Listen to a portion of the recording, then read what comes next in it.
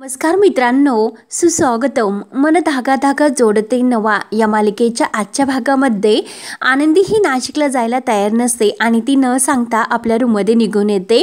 तेव्हा सुकीची आई तिच्या मागे येते आणि आनंदीला विचारते की काय झाले, तू नाशिकला जायला का तयार नाही, काही अडचण आहे का, मला तू सर्व सांगू शकतेस.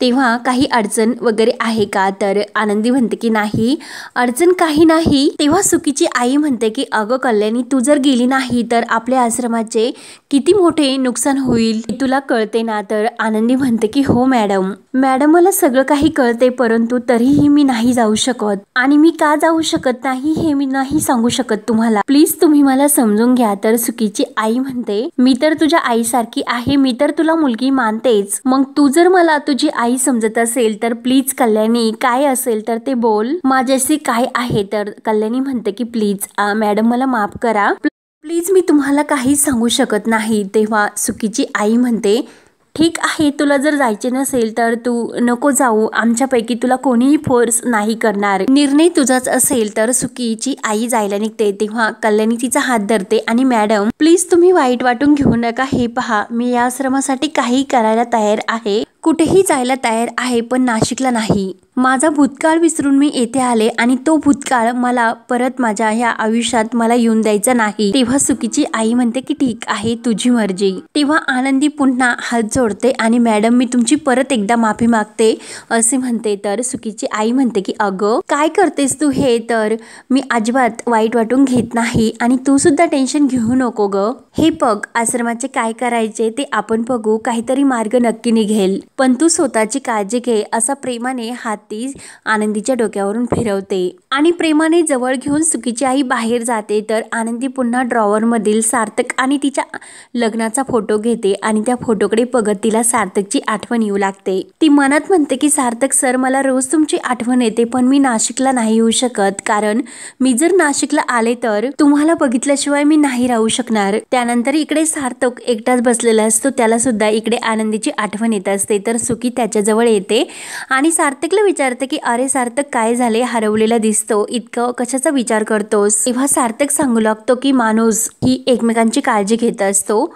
त्याला जे काही वाटते ते की तो योग्य करतो, पण ऍक्च्युली त्याला असे दाखवण्यात येते की त्याने जे काही केले तर नुकसानच केले, तो चुकला आहे. तर अशा वेळी त्याने काय करावे. तेव्हा सुकी म्हणते की सगळ्यात पहिले म्हणजे त्याने हे दुःख कवटाळून बसू नये. तेव्हा सार्थक म्हणतो की मनात शेवटी त्रास होतो, दुःख होते, त्याचे काय. सुकी म्हणते की थोडा वेळ दुर्लक्ष करायचे. तर सार्थक म्हणतो की तसे दुर्लक्ष तर करता येतच नाही, सिच्युएशन फार नाजूक असतात, काही नाते सुद्धा फार नाजूक असतात, ते जपावेच लागतात, दुर्लक्ष करून नाही चालत. तर सुकी म्हणते की अरे सार्थक, मला असे वाटते काही नाती धाग्यासारखी असतात, होतो गुंता पण तो सुटतो सुद्धा, त्यामुळे जास्त लोड घ्यायचा नाही, चिल. तेव्हा सार्थक म्हणतो की गुंता सुटण्याच्या नादात धागा तुटला नाही म्हटले झालं. तर सुकी म्हणते की अरे सार्थक, काय झाले. तर सार्थक म्हणतो की नाही, आता मी नाही सांगू शकत, प्लीज. तेव्हा सुकी म्हणते की अरे यार, हीच का आपली मैत्री. तेव्हा सार्थक म्हणतो की हाच प्रॉब्लेम आहे मैत्रीचा, कुणी पटकन कुणाशी मैत्री करत नाही, कारण लोकांना समोरच्यांची स्पेसच कळत नाही, मैत्रीच्या नावाखाली नको असलेल्या गोष्टी उकरून काढायचा प्रयत्न करतात, पण समोरच्याला त्याचा त्रास होतो त्याला कळतच नाही, मला नको त्याचा त्रास. तेव्हा सुकी म्हणते की सॉरी सार्थक, अरे मला अजिबात तुला त्रास द्यायचा नाही आणि तुझ्या पर्सनल स्पेस मध्ये सुद्धा घुसायचे नाही. अरे मी तुझी मैत्रीण आहे, त्यामुळे मला तुझी काळजी तर वाटणारच, मी मध्ये मध्ये तुला असे विचारणार, तुला नको सांगायचे असेल तू तुझी स्पेस घे, पण एक गोष्ट कायम लक्षात ठेव की मी आहे. तेव्हा सार्थक म्हणतो की नाही आणि मला निघावे लागेल आणि तो निघून जातो.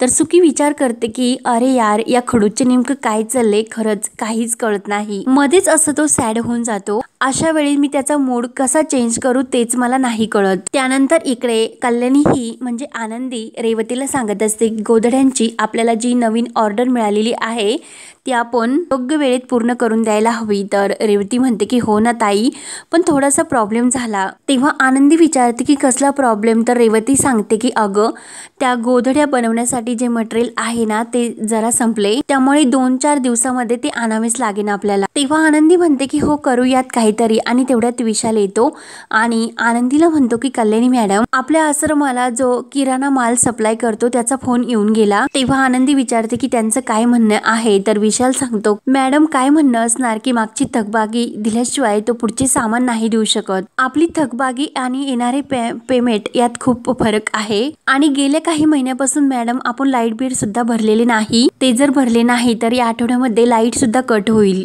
तेव्हा आनंदी म्हणते की ठीक आहे करूयात काहीतरी बघते मी। तेव्हा रेवती म्हणते की अगं ताई तू काय काय बघणार, आपल्या कामाचे सर्वत्र कौतुक तर होतेच, जर प्रॉब्लेम आला तर ते निस्तरायला कोण मागे उभे असते। आनंदी म्हणते की अगं रेवती आतापर्यंत तर प्रश्न सुटतच आले। तेव्हा विशाल सांगतो मॅडम आपल्या पुढे ताट हे जेवणाचे भरलेले आहे तरी सुद्धा आपण ते नाकारतो। तेव्हा आनंदी म्हणते की अरे विशाल तो वेगळाच प्रश्न आहे। तर विशाल विचारतो की काय असा वेगळा प्रश्न आहे, सांगा मला, नाशिकला जायला काय हरकत आहे आणि हे बघा नसेल सांगायचे तर नका सांगू, आणि तसेही आपण त्याच्या इच्छेविरुद्ध कोणाचा भूतकाळ आपण त्यांना नाही विचारू शकत। पण मॅडम यावेळेस आपल्या आश्रमाचा प्रश्न आहे, नाशिक मध्ये जाऊन आपल्याला जर ग्रँड मिळणार असेल, इथल्या निराधार लोकांचं जर भले होणार असेल, त्यांचे प्रश्न सुटणार असेल, त्यांचे आयुष्य त्यांचे जग जर बदलत असेल, मी तर म्हणतो की कितीही अडचण आली तरी ती पार करून आपण तेथे पोहोचायला हवे। त्यामुळे मॅडम प्लीज तुम्ही एकदा विचार करा, असे बोलून विशाल आणि रेवती बाजूला निघून जातात। आनंदीला मात्र या सर्वाचे टेन्शन येते आणि ती विचार करते यांना मी कसे समजावून सांगू, काय कारण देऊ हेच कळत नाही। त्यानंतर इकडे सुकीचे आई वडील निघायची तयारी करतात आणि विशालला म्हणतात येतो आम्ही।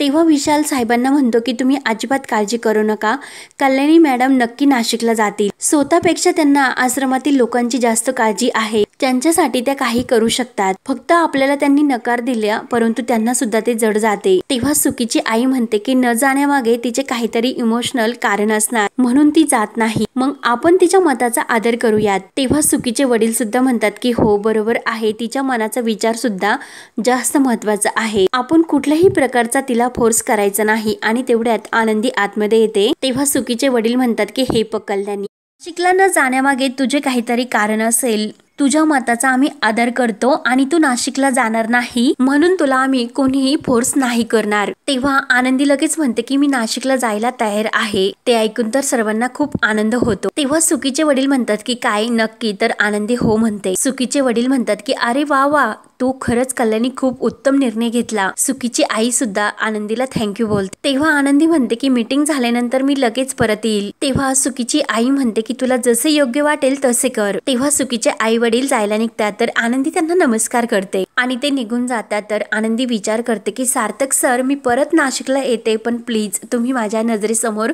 येऊ नका, मी स्वतःला नाही थांबवू शकत, तुमची आठवण मला प्रत्येक वेळेस येते। नाशिक मध्ये आल्यानंतर मी कदाचित थोड्या अंतरावर तुमच्यापासून असेल, परंतु त्यावेळेस मी स्वतःला कसे रोखता येईल हे मी नाही सांगू शकत, नेमकं मी स्वतःला कसे थांबवू तोच माझ्या समोर मोठा प्रश्न आहे, नेमकं मी काय करू तेच काही कळत नाही, पण मी नाशिक मध्ये येते असा आनंदी विचार करते। त्यानंतर आनंदी ही दुसऱ्या दिवशी सकाळी नाशिकला जाण्याची तयारी करत असते, निघलेलीच असते आणि त्याच वेळेस सुकीचा कॉल तिला येतो आणि थँक्यू, मला खरंच मनापासून असे वाटत होते की माझी आणि तुझी भेट व्हावी आणि तू फायनली नाशिकला येते म्हणून सुकीला सुद्धा खूप आनंद होतो। तेव्हा आनंदी म्हणते की अच्छा, म्हणजे बातमी तुझ्यापर्यंत पोहोचलेली दिसते। तेव्हा सुकी म्हणते की हमारे पास खबर बहुत जल्द पहुंच जाती है। आताच आईशी माझे बोलणे झाले, बरं मला सांग की तू कधी निघते, कधी पोहोचते आणि कधी पोहोचते। म्हणून सुकी खूप एक्साइटेड झाली असते। तर आनंदी म्हणते की अगं तू इतकी एक्साइटेड होऊ नको, मी निघालेलेच आहेत, पण अगोदर मी नाशिक मध्ये ऑफिसला जाऊन आश्रमाच्या ग्रँडचे काम करणार आहेत आणि तेथे मला नक्की किती वेळ लागेल हे मला माहिती नाही। तेव्हा सुकी म्हणते की असे वाटते की संध्याकाळपर्यंत तुझी सर्व काम ही